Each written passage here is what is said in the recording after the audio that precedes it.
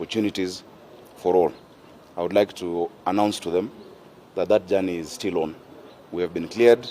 We will be on the ballot on the 9th of August 2022, in 50 days exactly.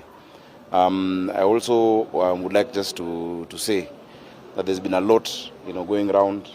I think we've seen a flurry of press conferences, different institutions saying one or two things.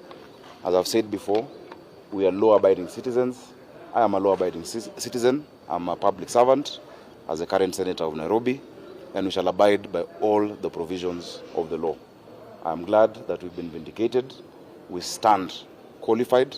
We have the requisite qualifications to run for the office of Governor of Nairobi. And not just that, we're not just running for the sake of running, but we're in it to win it so that we can transform this great capital of ours, of Nairobi City County. So we shall continue with our campaigns in earnest. We'll continue talking to the people of Nairobi, listening to them. We intend to invite you all for the launch of our manifesto, which will be very soon, before the launch of the presidential manifesto, so that we can discuss the real ideas and keep the discussion on this race on what is important.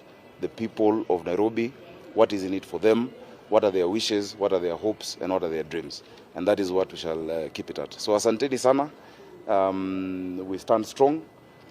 We stand prepared for battle, to go out and really fight it out.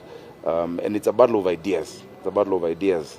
It's a battle of, different positions.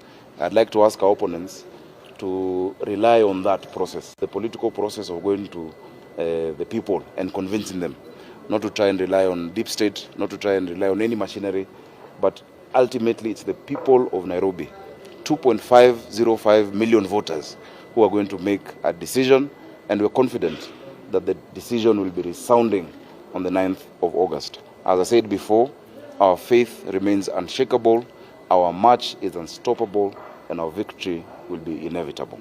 Asanteni sana. Thank you, guys. Asanteni.